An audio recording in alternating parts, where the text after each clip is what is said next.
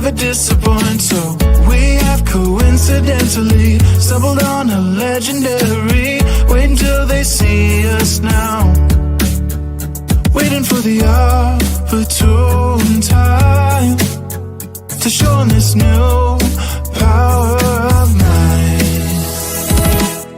When words is where we landed, we're 2 rows and next to be commended. We're taking down all of those who oppose.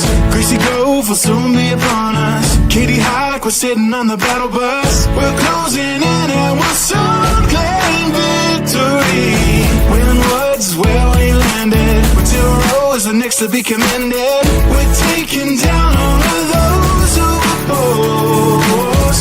Greasy Grove will soon be upon us. Katie Hike, we're sitting on the battle bus. We're closing in and we'll soon claim victory.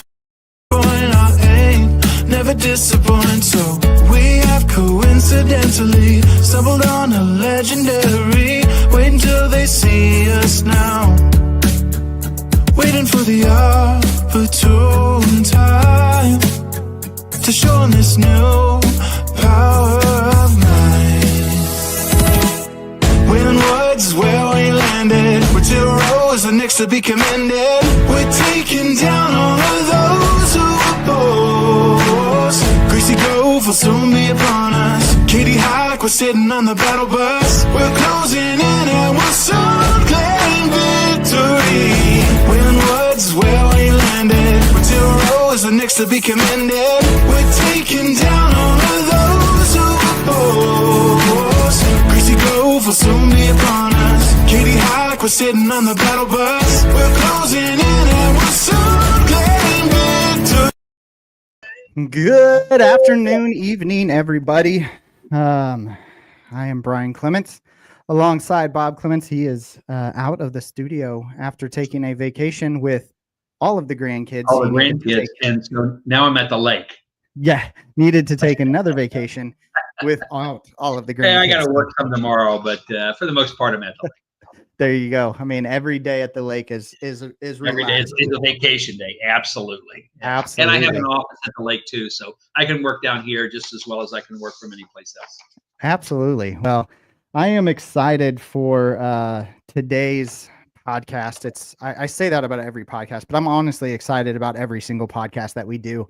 It's such a fun experience, and I truly enjoy being able to do these with you. It's great. But this one, man, when I tell you, it is so much fun coming off of the event that I was just at there in New York City. If you guys haven't seen it on my socials, I got an opportunity to go to the celebration of entrepreneurs with Kass and Mike Lazerow as they released their book. And it was just a really, really cool experience that,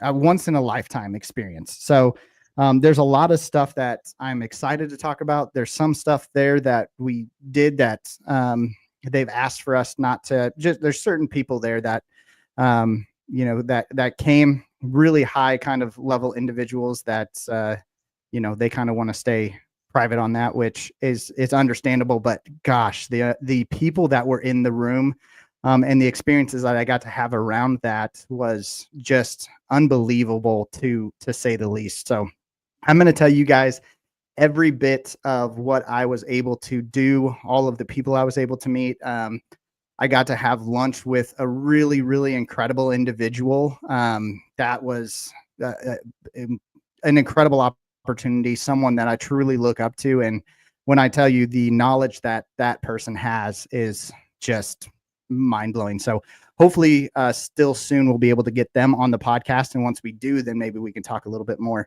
about the lunch and everything that we discussed at the lunch. So such a fun experience. You also had a chance to meet a couple of the folks that you've had on the podcast. Absolutely. Kass and Mike that you have met on the podcast, but you never actually met. So that was kind of a cool thing to do. That was fun. I mean, we when I was walking in, so just a quick overview of first off of the celebration of entrepreneurs. It was in New York City. They rented out the New York Stock Exchange for the event. And they partnered with a venture bank, Stifle Bank or Stifle Venture. And they put on such an incredible event. It was such a cool experience to have. And the amount of knowledge that was in that room. When I tell you it was incredible. And I was actually talking to Seth and his daughter, and then actually Anthony Masucci was standing there with us. And just to say, you know, if these walls could talk, what would the stories be? Where we were at, the room that we were at, they had what they called the 5-minute clock. And so when it was originally, when the stock exchange was really originally kind of going there, they had this 5-minute clock, and stocks were traded in 5-minute increments. And so they would put a stock up and it would be traded for 5 minutes. And then once that clock went off, they would then change the stock and you would start trading a different stock for 5 minutes. So they had the 5-minute clock there, which again, if you haven't seen, I've posted a couple videos from inside of there. But if you haven't seen them, definitely go check them out. So yeah, it was fun. And I don't even know. I'm not a New York City person. I did not necessarily even want to get out of my hotel room 90% of the time, just because I'm not a big city person. But I did take the opportunity to go meet some incredible people. I got the opportunity to go see the pools at the base of the World Trade Center memorials. Cool. That was a cool experience. That was something I really wanted to do. And where I was at, luckily, it was a really short walk over there. So I took that opportunity to go see that. So yeah, it was a blast. But with that being said, and we're going to bring this up quite a bit, and I was going to actually grab the book. But if you guys have not gotten the opportunity, Shoveling Shit is now officially live as of today. You can order it on Amazon. You can order it on shovelingshit.com. I know a few of my close entrepreneurial friends. I made sure that you guys got some stuff or got a book sent to you. If you want a book and can't afford it, let me know. I can make sure that you guys get a book. Or if you know a future entrepreneur that you think would benefit from the book, let me know. Send me a message and we will make sure they get one of the Shoveling Shit books. So I actually started reading it on the plane, and yeah, it's pretty awesome to hear all of their lessons, all of the things that they struggled with, and you know, the guidance, the cheat codes that they have built into this book. So definitely worth a read. Definitely worth, I think it's like $30 to get the book, get the hardcover. And you gain so much other than just having the book, and other than having those cheat codes too. So do a favor for yourself and make sure you go purchase Shoveling Shit at shovelingshit.com or on Amazon. So you know, it is going to be, I think it's a great book, you know, and Kass and Mike has done a great job with their cheat codes, as they say. You know, and I've been doing this for 40 years with my business, but I'm an avid reader, and it's going to be kind of in the category, and many of you will never ever heard of this book before, but there's a book that was written back in the 1950s called Think and Grow Rich by Napoleon Hill. And it's a classic business book. Napoleon Hill was a reporter, a writer, and he interviewed all of the successful entrepreneurs that were there back in the 1920s and 30s, like Henry Ford and Thomas Edison and all these people. And he wrote about their stories and what it was. And it's a book that's going to be like that. It's, you know, it's kind of taking everything that he learned from all of these really successful entrepreneurs that were back in the 20s and 30s. And it's interesting, Brian, because it really hasn't changed. I mean, these were all innovators. You know, Henry Ford, you know, had a couple of bankruptcies in his life. Thomas Edison struggled a lot. So it's a book like that I think as you read it, especially as an entrepreneur, you realize that everybody goes through this process of this, like you said, there's other shit you have to go through to do it, but it's worth it on the other side. So it's a great book. Yeah, well, and again, like you said, every entrepreneur, there's very few entrepreneurs out there that get it right the first try. If they do get it right the first try, they had a lucky break, and good for them.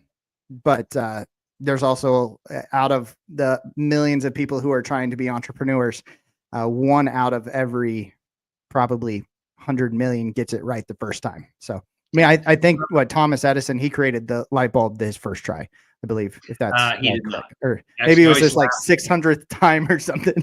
I always laugh because people talk about Thomas Edison creating the light bulb. He bought the rights to the invention of it.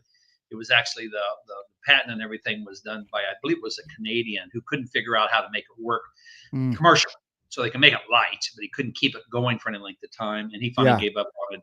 And Edison bought the rights to it. And then, as they say, he tried to make the light bulb work commercially, because he felt like it needed to go between 700 and I think it was 1,200 hours of light before you had to replace it. And he tried thousands of different things to make that filament that we now know today is called tungsten, but he didn't know about tungsten back then. But the key is he's like every other entrepreneur. He knew it could work.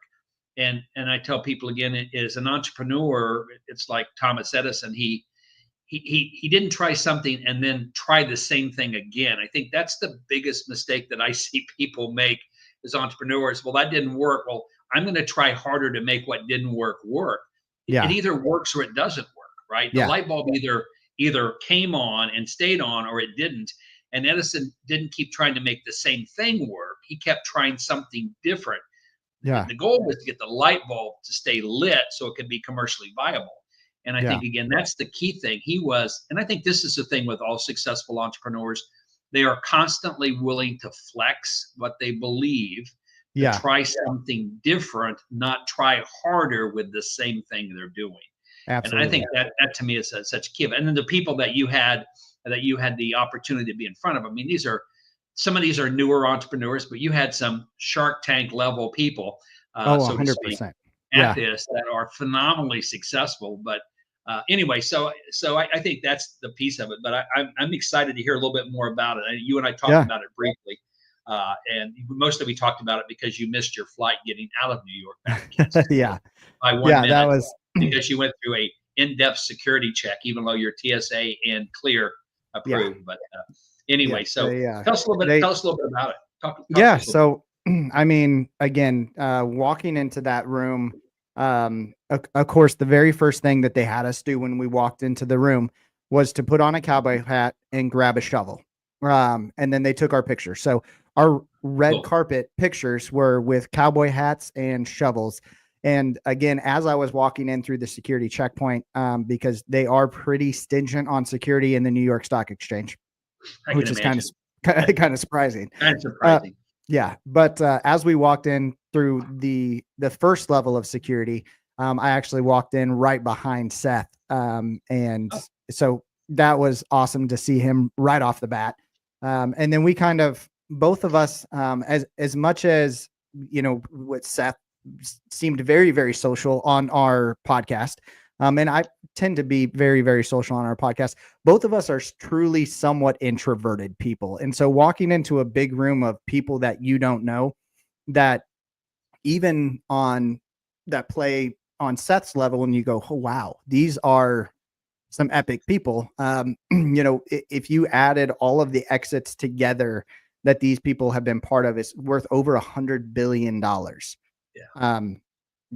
That's a lot of money. So it was truly incredible. But walking in, again, the first thing that we did is red carpet, get a cowboy hat on, and grab a shovel. And then they took our pictures with that. And then Mike and Kass were standing right at the end of that, welcoming every single person who walked in the room. Cool. And when I walked in, I don't want to say I'm a nobody, because I am a person, right? But Michael stopped what he was doing, who he was talking to, and came over and was like the most grateful that I showed up. And he's like, why the fuck would you fly from Missouri to New York for a one-night event? I said, because I believe in you guys. I believe in this book, and you guys have believed in me. And you needed to get away. And you needed to get away from law enforcement. Yes. Yeah. I needed to run from, no, just kidding. Yeah. But, yeah, and then the TSA got me on the way back. Yeah, with on the way back. my bottle of eye contact solution was too big for them. So, which is funny because I didn't have that issue leaving Kansas City. But, anyways, so again, he made me feel like the biggest badass entrepreneur in the room when I walked in that door, and it was incredible because the people that you put yourself around really dictate who you are in your own head. Mike walked me up to another person. He's like, "You got to meet this Brian. He is a badass, epic entrepreneur." I'm like, I appreciate you saying that, but Really? like I am deep in the shit shoveling currently. So as much as I appreciate that, but just having that kind of group and talking to some of these people who are, you look at them, you see them on TV, you see them on social media, and you're being introduced to this, like, to someone who you've grown up watching, or someone that you truly go, hey, you're an inspiration to me. And you're introduced as this epic badass entrepreneur. That just goes to speak to the community that they've created. And it was so much fun. So much fun to do that. And so anyways, they did a whole kind of spiel, had a great conversation with every single person, had an awesome talk. They brought a mentalist on stage who guessed different things about them that, I don't know if I've never seen anything posted about that for them, but he found out some pretty cool stuff about Kass. Of course, it started off that she wanted to be a professional tennis player, and all of us were standing like, oh yeah, you've watched half of a second of their social media and you know that. And then he had a piece of paper that was written sitting on a platform, and he goes, well, I knew that was your first thing, but in the back of your mind, what you really wanted to be was a CIA agent. And she's like, how do you know that? No one knows that. And he's like, opened the paper, and it said, Kass really wants to be a CIA agent, even though she has the love for tennis. And so that was kind of fun. And Cool. And Mike's reaction to that was like, and he's like, I don't want you to look at me, kind of a thing. So that's exactly right. That's exactly right. Yeah. But yeah, it was, like I said, overall incredible experience. Personally meeting Anthony, actually in person. There's a bunch of people that I do office hours with, which is a part of the Mike and Kass program, that I got to meet from all over the country, all over the world. Actually, we have a person who's on our office hours from Scotland. She's a event planner from Scotland, and she was there. Super, super fun to talk to. And actually, even the connections that she was able to make for me. There was a gentleman who had joined her, and she had brought him because she knew I was coming, but he heads up all of the development for agricultural business in Scotland. That is his job. He oversees all of that for the Scottish government. And she wanted me to connect with him. And so she brought him as a guest to meet with me. And so I had the opportunity to have some really awesome conversations about what we're doing with our software for the agricultural business, what opportunities we might be able to do. And then he goes, well, what would it take for us to get you to come over to Scotland? I said, invite. It's pretty simple. You go, hey, you want to come to Scotland? I'd be like, well, yeah, I do. I do. So, that's a really cool opportunity and experience that I got to make and just be part of. So, yeah, I'm rambling because again, it was so far out of my comfort zone. Not something I would typically ever do in my life. Something that I don't know if I will ever get the opportunity to be in that kind of a room with those kind of people ever again.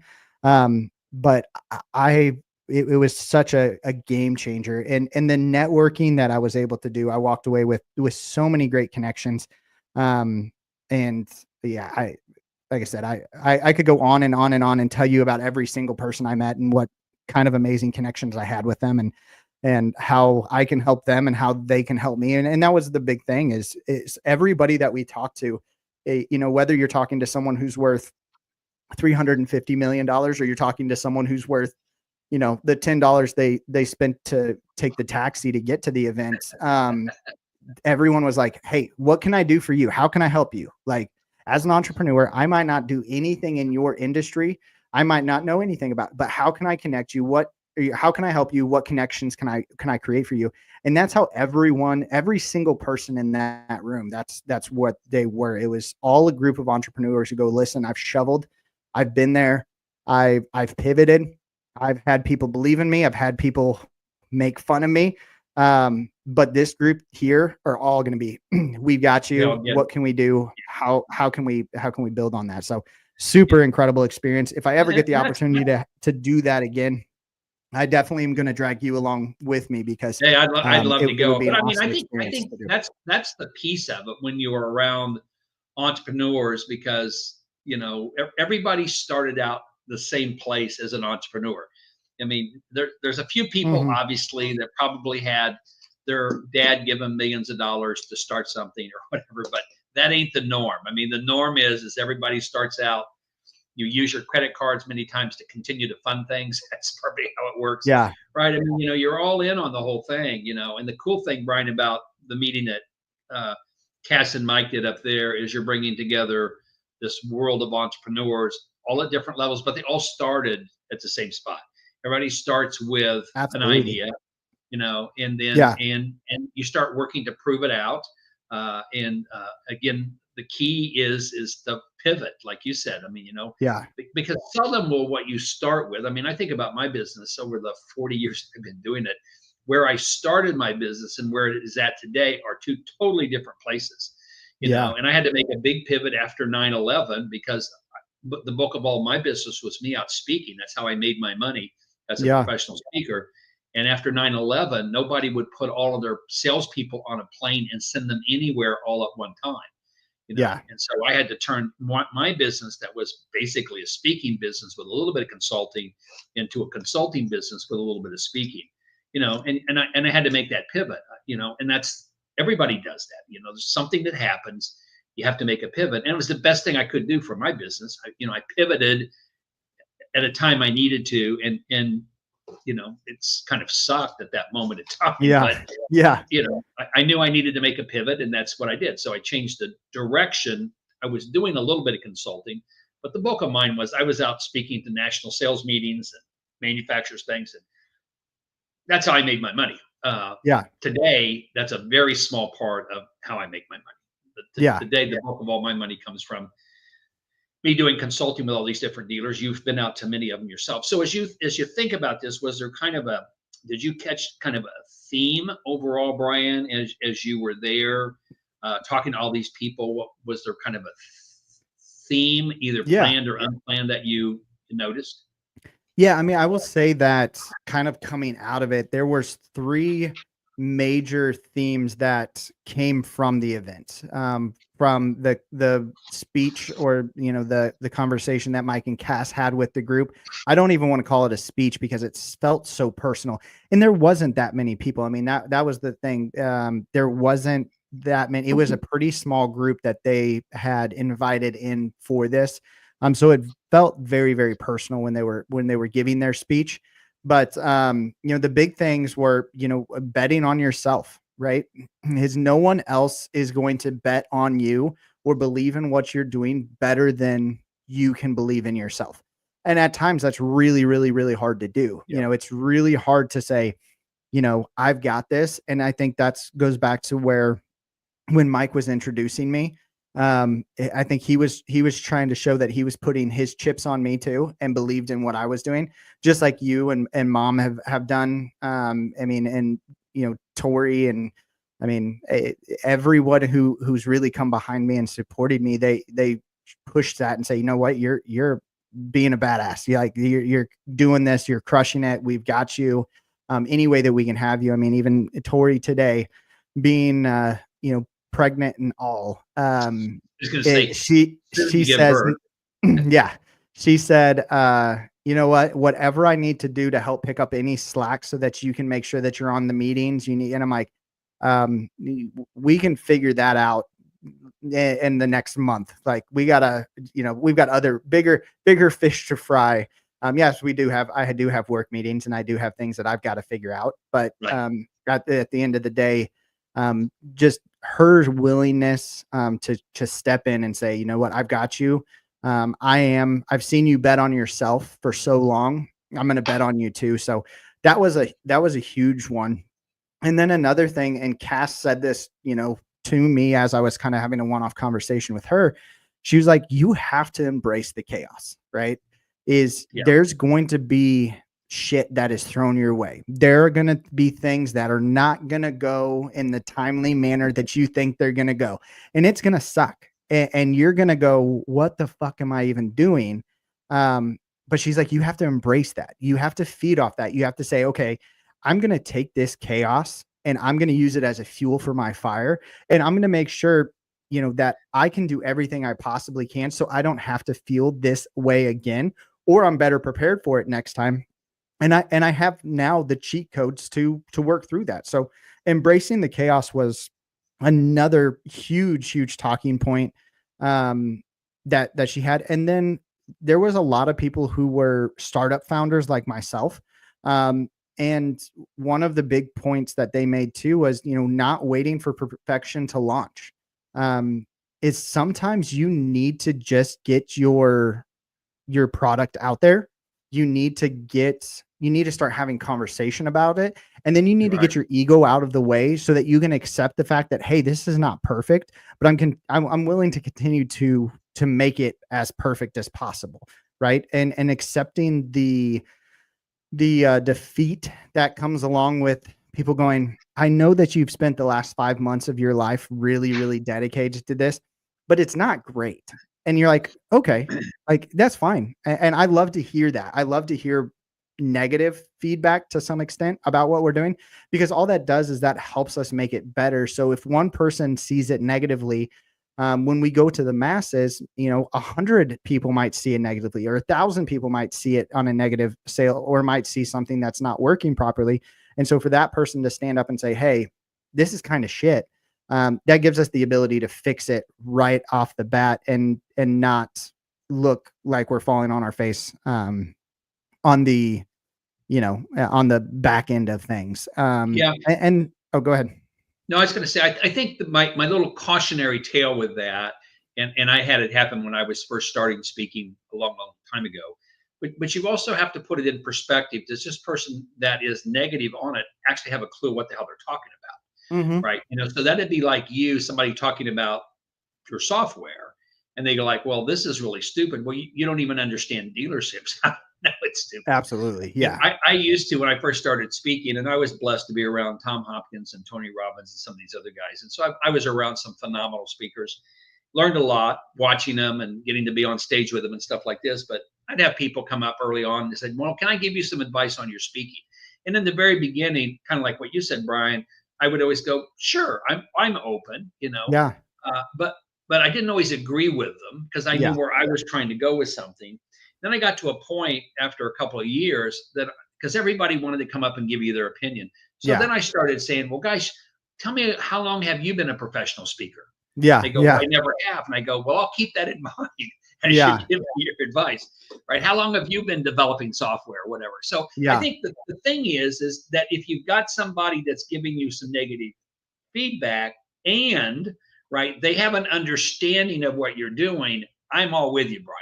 Yeah. Because there may be seeing something that you kind of have blinded yourself to, but there's also other people out there that I believe that are just going to always find negative, because the easiest way to make them feel better is to put somebody else down. So you have to be just a little bit cautious with that.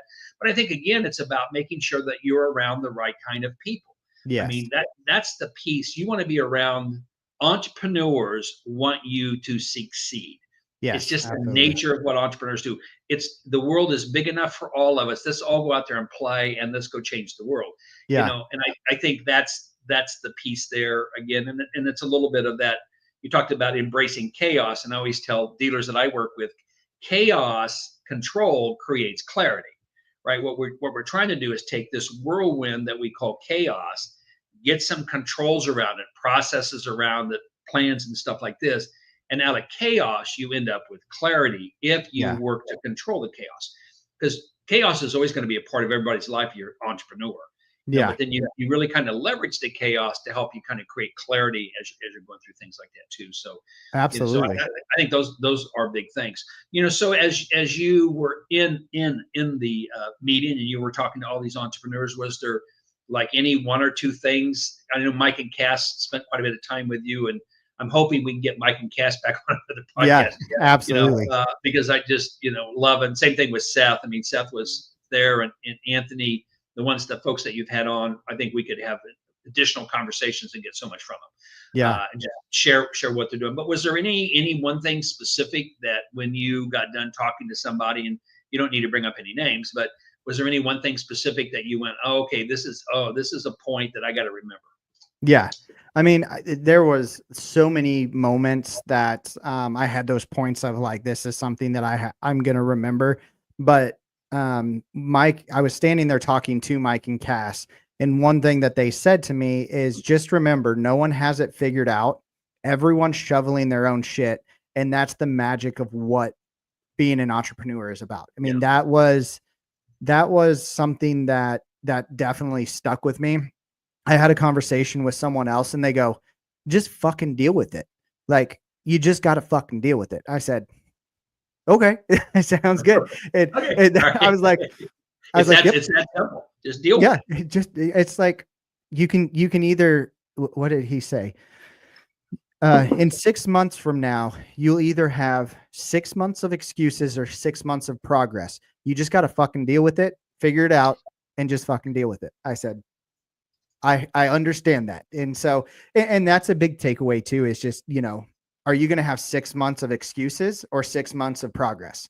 And, I think that that's something that a lot of entrepreneurs look at, and they go, oh, well, I'll start it next month. I'll start it when I have, X amount of dollars in the bank, or I'll start it when I have this much free time each day. A lot of times you don't have that free time, and you don't maybe have the funding, right? And a lot of times you don't even need the funding to get started, because you don't need the funding to create the idea. You don't need, especially in the world of AI anymore. You don't need funding to create business plans. You don't need it to start to create a market for yourself. And between AI and with social media, hell, you can build a business with little to no dollars, as long as you don't have to do some major research and development on the product, right? I can go start an e-commerce company. Heck, if anybody on here who is watching and wants to get into the merchandising sector of things with shirts, specifically shirts, you can go on to Merch by Amazon and set up a site on Amazon. They have all the design tools for you to design your own clothing on there. And then they post it, and they handle the shipping, they handle the manufacturing of it. And you can hit every sector that Amazon deals in the whole world, and it costs you absolutely nothing to do.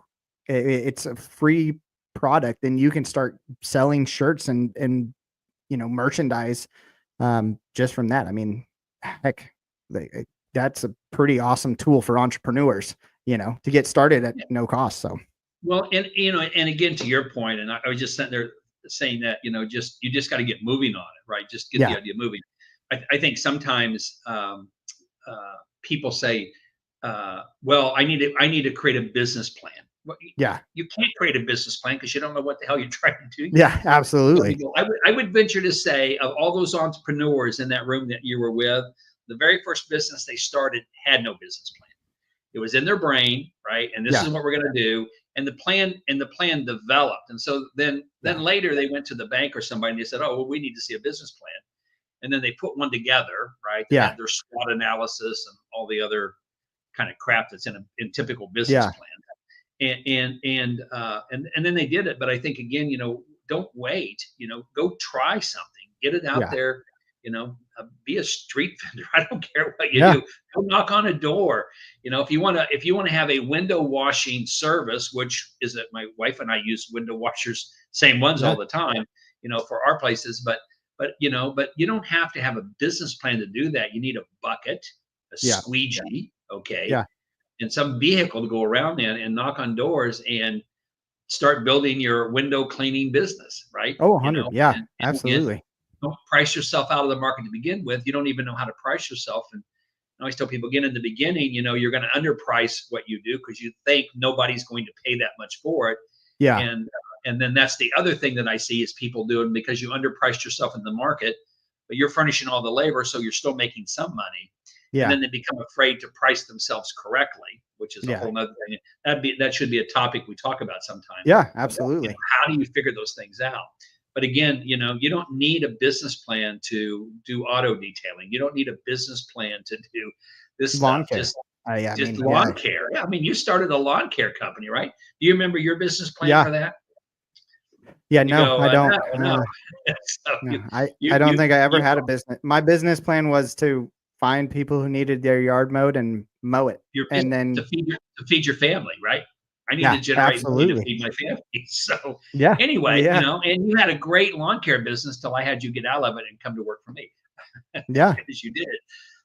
But I go back again. So I think that's the piece of it again. You know, it's to your other point is don't wait for perfection to happen. Don't wait for everything to be in place. You know, just start it. We've talked about that on a couple of different meetings. You know, Yeah. throw the idea out there. Go knock on some doors. It doesn't cost anything to do that.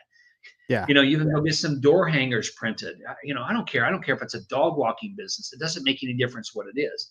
I mean, the Yeah. key to business and being really successful as an entrepreneur is finding something that you're willing to do that other people aren't willing to do or don't know how to do. Right. That's what Yeah. people pay a lot of Absolutely. money for. You know, and that's kind of the thing. So, you know, you can look around and listen to people go like, oh, this really sucks. I wish I didn't have to do this. Business Hmm. opportunity. Okay.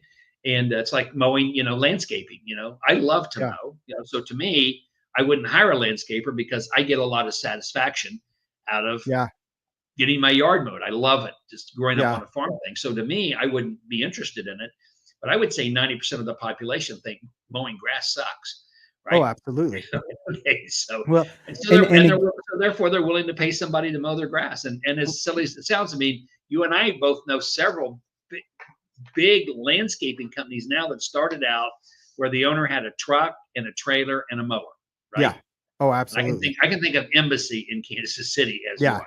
I don't know how many Absolutely. crews that Embassy has now running in Kansas City, but A lot. it's a lot. A lot. It's a lot, you Well, know. And it started out as a guy that had an entrepreneurial idea that yeah. grew it into. They got to have what? I don't know how many trucks they have in Kansas City. Maybe, They got to and be the largest landscaper in Kansas City. yeah, they're massive. They're massive. So, They're massive. and again, and like you, He started out with a mower and a truck and a trailer. yeah. Well, and like you were saying though, is, you know, is find people's pain points, right? And going Exactly. back to our conversation that we had about the age of kind of technology, right? You can find pain points via TikTok, via social media. Absolutely. I mean, you go onto Facebook. I go onto my Facebook, right? I've got 800, 900 friends on my Facebook. I could put out there and just say, hey, friends and family, I have a question. What is something that you wish you had access to right now at a good price point and it was convenient? And let's just say only 10% of those people message me back. Now I have 80 perspectives Right. in a matter of a day going, oh, well, this is something that I always wish I could have access to, or this is something that I wish was more convenient. And then you go, okay, well, how do I take that and make it more convenient? How do I make it better? How do I make it more suitable for, Right. Exactly. you know, the market that I'm in? And so I think that everyone, again, and we've had this conversation over and over again, is everyone who is an entrepreneur who feels like they have an entrepreneurial side to them right now, there is no better time to do it. You know, and Exactly. I would that agree. goes back again to, you know, you have to get shoveling shit. You have to get it. It's a no nonsense kind of book. I mean, it's written by Kass and Mike. They are two badass entrepreneurs who've been part of $10 billion in exits. I mean, that's a massive thing, but they also are going to tell you raw, honest. It's funny. but it's anti-glamorous. It is unplugged, unfiltered in a book, right? We're not going to tell you, oh, entrepreneurship's great. You're going to be in a year, have your own private yacht, and it's the best thing in the world. No, it sucks, but there's nothing else that an entrepreneur would rather do. Like it goes, I'm tired. I'm exhausted. I'm mentally defeated. I've been shoveling shit all day, every day for the last 3 years, and I would never do anything else. Like that's the reality of an entrepreneur. And again, there's a lot of people on here who, they go, I want to be an entrepreneur. Not everyone is built to be an entrepreneur, and not everyone's built to do it. But if you feel like you are someone who is built to do that, then fuck it, jump. Just give it a try. Because again, you kind of know if you are or not. You've got to be a little bit of a risk taker. So if you're like, oh, I don't want to take any risk at all, being an entrepreneur is not what you want to do. You need to go work for an entrepreneur, right? But don't be one, right? So you got to be willing to take risks. You got to be willing to be open-minded, like you say. You got to be willing to take criticism. Yeah. You've got to be willing to work hard. I mean, I think when Mike and Kass and Mike were on the podcast, one of the things that Mike talked about, because I asked both of them, what kind of support did you get from your family as you were doing this? And in both cases with Kass and Mike, their families were entrepreneurial families. So they had a lot of support. And one of the things that Mike had mentioned, he said that he saw that the difference between people that were entrepreneurs that had a family and people that worked a 9 to 5 and had a family is the entrepreneurial parents were able to come to afternoon sports events because they control all their own time. Now they might have to work 2 hours later in the day to get their bookwork stuff done, but there's a ton of freedom in being an entrepreneur. It doesn't come easy, but it's like me. I tell people, they say, well, when are you going to retire? And I go, I don't know. I don't need to retire. I can basically choose to work or not work when I want to. I love what I do, so it's I can do whatever I want to do from that standpoint. Now, it hasn't always been that way. I've put a lot of hours in to do it, but you get to a point, there's a huge payoff at the end of it. I mean, a huge payoff as you go through and do it. So, I think that's kind of the cool thing. And to your point, your kind of personal takeaway is no one has it really figured out. I mean, I've been doing this a lot of years. And as we talked about when Kass and Mike was on the meeting, I'd say, if I lost everything today and had to start all over in a year, I'd have it all back because I know how to do it. Yeah. Right.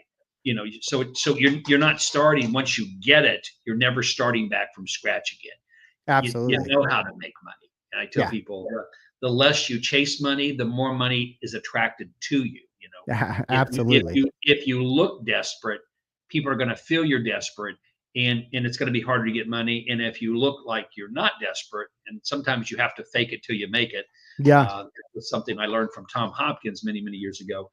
But again, so and I think Kass and Mike goes, we're the same thing. If we lost everything, within a year, we'd be right back where we are because we already know how to do it. Yeah, and I think that kind of goes to your point, Brian. As you're at this meeting, and I would really encourage everybody else to do it, is to make sure you're surrounding yourself around people who are entrepreneurs, business owners. I could think right now, the people that just around our offices that are successful business people, that if I were a young entrepreneur, I would go in and say, hey, I'd love to take you out to lunch. I don't want anything from you. I just want to ask you questions, but I'll buy you lunch for an hour. And I promise I'm not here to say anything. I'm not here to do anything. I would just love to ask you questions. Yeah, absolutely. And Brian, every one of those business owners would go, okay. And they'll probably end up buying the lunch. I got lunch, kid. I got lunch. They'll probably end up buying it anyway. But again, you're not there to sell them on anything. You're not there to try to do fun, raise money from them. Yeah. But every one of them, and it's kind of to your point, Brian, every one of them that started a business is tickled to death to help somebody out and give them advice who's wanting to start some sort of business themselves. Absolutely. Because they've been there. Now, if they're second or third generation, that's not who you want to talk to. You want to talk to the guy. He may be 80 years old and his son now runs the business or his grandson runs it. You want to talk to the 80-year-old guy, right? Yeah. He's the one that was the entrepreneur. The rest of them got it given to them. They probably worked at it. I'm not saying they got it given to them, but he's the guy or she's the gal that took all the risk in the beginning. That's who you want to be around. And I don't care where you're at, anywhere in the world, you're going to find people like that run these small businesses and stuff like that. Yeah. And you may go, I'd never want to run a dry cleaner. Okay. But I take my clothes into my dry cleaner, and the lady owns the business has been owning that business. Her and her husband passed away a few years ago. Right. But I mean, this woman is full of wisdom.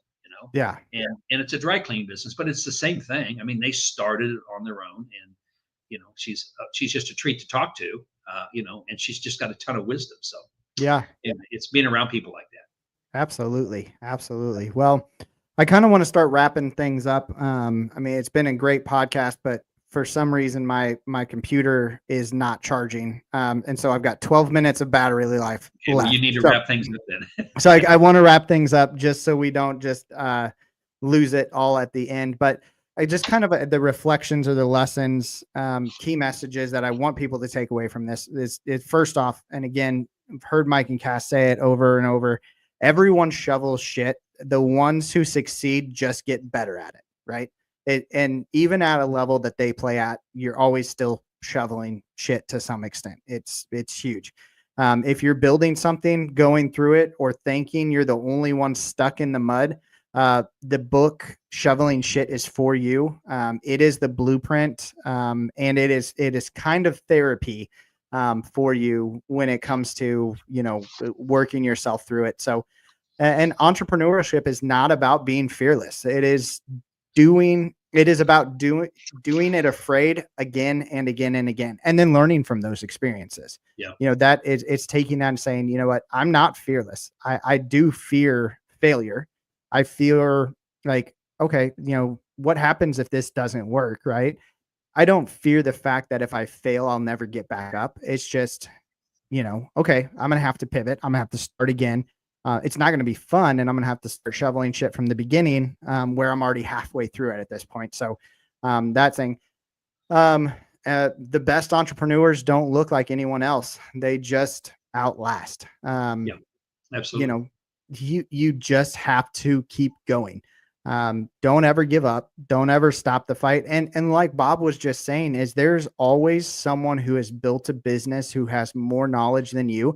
If you can get your ego out of the way and you can ask for help, there is not an entrepreneur out there who will not give you help and advice. There is not an entrepreneur, a true entrepreneur out there, who would go, hey, no, I'm not going to give you it. They're going to be like, okay, I've been there, done that. Here's how I got through it. Right. Yeah. So when it comes down to it, just to kind of wrap this up, is, first off, go get shoveling shit.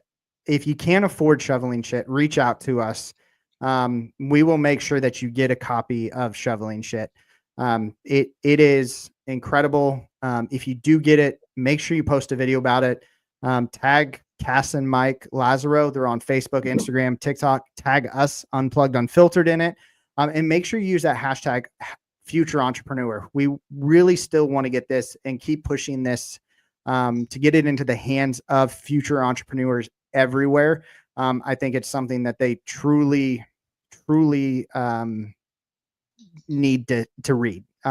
It's great. The other thing is if you ever need or have questions, reach out to us. Shoot us a DM. We would love to start having some conversations around questions that are coming in. If you are an entrepreneur, someone who is thinking about being an entrepreneur, we would love to take your questions and build those into our podcast, because that's what Unplugged Unfiltered is truly about. Is we are an entrepreneurial podcast that is going to give it to you real. And so if you have a question, shoot it to us and then let us answer that for you, and have that conversation. We are, again, just like I said, every entrepreneur on this world or on this planet would be more than happy to give you some advice. Absolutely. I am not the most seasoned entrepreneur. I've done it. I built a business. I've been successful in business a couple of times. Bob has been extremely successful in business.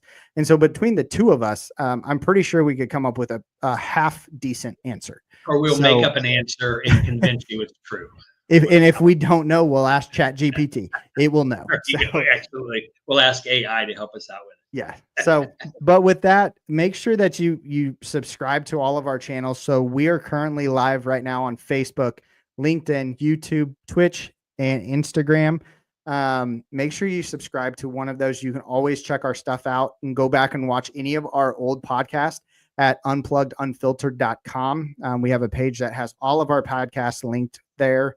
And then reach out to us. Like I said, contact us. We'd love to help any and every entrepreneur that is out there. So, but with that, Bob, I appreciate you taking the time. You enjoy the lake. I will.